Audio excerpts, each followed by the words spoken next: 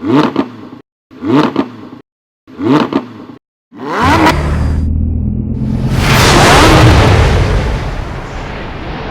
guys, welcome back to Epic Cars, and today we're going to be climbing up Peak 9 in Breckenridge.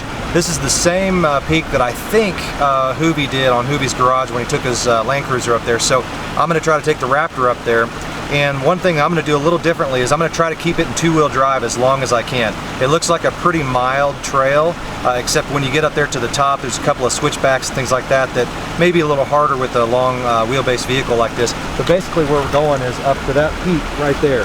Now you can see there's some snow on it, so I'm not sure how far we can actually get, but we're going to try to get as far as we can. This road that I'm on right now is actually the road up to the stables, so you can go up and do horse rides and things like that. So again, very calm. There's a couple of speed bumps here and there that you got to look out for, but I don't expect it to get really hard until after the stables, because obviously people are going to be driving up and down in their cars to get to the horses for horse rides. So you don't need a four-wheel drive vehicle, but I expect this to be a pretty easy trail. But you're going to go along with me, and I got my family with me today, so this is going to be extra fun for me. And hang in there and stay tuned.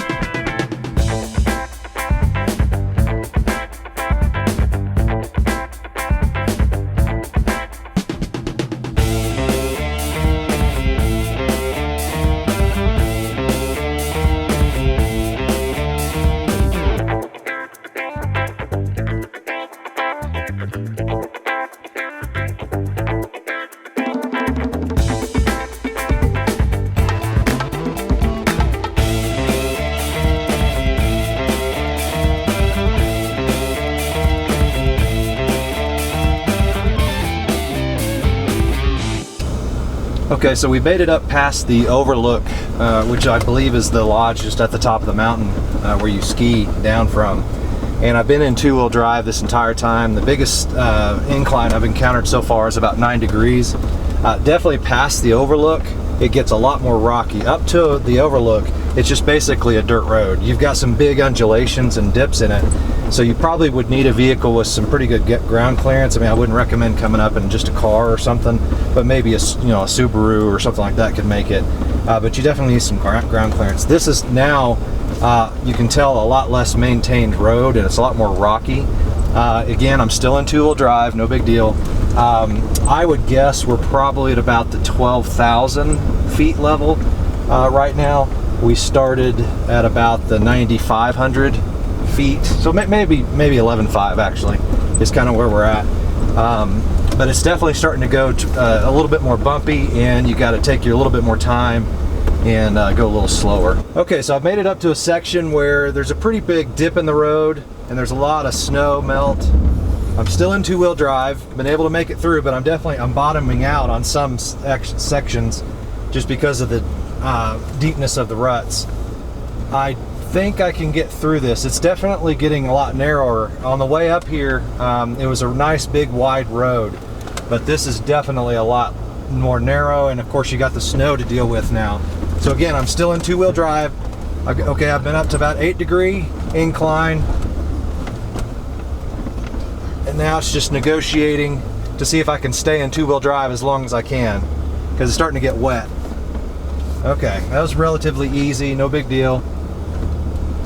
The problem is I don't know where this trail goes. I think we should have gone the other way. And oh, there's a, yep, it's stopped right here. So this is as high as you can go in a vehicle on this road. We're gonna go back. There was another road back there that I didn't take, so I'm gonna see if we can keep going up the mountain in that. But basically, look at that. Okay. That's phenomenal. My wife's getting a little bit scared.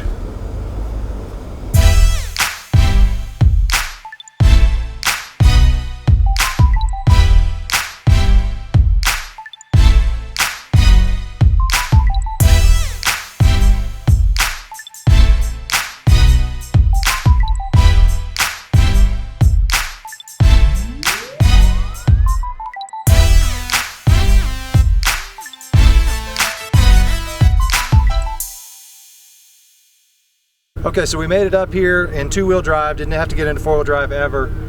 Basically got to the top here and they had the gates closed for the trail, so I don't know if they're just not letting you go up there because there's still snow on the ground, but as you can tell, we're pretty high up. I mean, we're probably, I don't know, again, I would guess we're probably at 11,000, 11,500, right in that range. There's still snow on the ground up here. You can kind of see the peaks right behind those trees. That's where I was really wanting to go today. That's where I was kind of getting up there, or I was really excited to get up that far, but they're not letting you get up that far because the gates are closed. So again, I think it's probably because of the snow. It's a beautiful day up here. I've seen Subarus. I just saw a Mazda CX-5 come up here and turn around. So again, pretty mild as far as traveling up here. If you want to come up and get some really, really killer views, this is the place to be.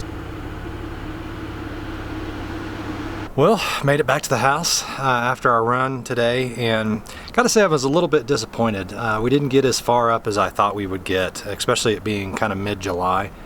A lot of the trails were locked, had gates across them, which seemed kind of weird. I mean, there was a little bit of snow on the ground, but not much, and it definitely felt like, you know, you could go up higher, but they locked the gates on us. So really, I'll kind of turn the camera around here. Goal was to get up there, and we made it at about right there. There's a little trail on the back side, and again, it's kind of hard to see through this. Let me see if I can zoom in. Well, that's as far as I go. There's a trail kind of right on that ridge right there that I was trying to get to, and I made it pretty close up to it, but then the gate was locked, and so there was a Land Cruiser sitting there, Toyota Land Cruiser. There was a little bit of snow. I showed you kind of going through that, and then the gate was locked. And then I came back around and I kind of circled my way down the mountain a little bit, trying to find other routes up, and I just couldn't find anything. So that is peak 9 is what I was going for, peak 8 over here. And so, you know, great fun today. I think the family had a good time, but I just couldn't get as far as I wanted to. So kind of a little bit of a disappointment in my opinion. But if you're looking for a very easy trail, it still was beautiful up there, guys. If you want to take your family up there next time you're here, it's a really easy trail. Like I said, if you have a car with a decent enough amount of ground clearance, I think you'd make it pretty easy. A few little areas here and there was, you know, big dips in the road. Mainly they were like speed bumps it looked like they had created. And you know, you might have to kind of go at it at an angle if you have a lower ground clearance vehicle, but made it pretty far up to where at least you could get to the snow, and that was kind of cool, and the views were phenomenal. So I'm actually on the east side of Breckenridge now at the house, and so what you're looking at right there is the mountain range to the west of Breckenridge. So it goes all, and then going down that way is Frisco. And so it's a beautiful view, not only from this house, I think probably one of the best views in Breckenridge, but looking back, when you're up there looking back this way, you can see the entire town. You're really up high, and you can see all the mountains behind us. And so it was definitely worth going from a view, you know, getting a view standpoint. Also, if you're an avid hiker, you could definitely get up there and, you know, take your car up high enough and then get up there to the rest of the way on foot. So sun's going down today. We're actually leaving tomorrow, and I've got a surprise for you, so stay watching. Here we go.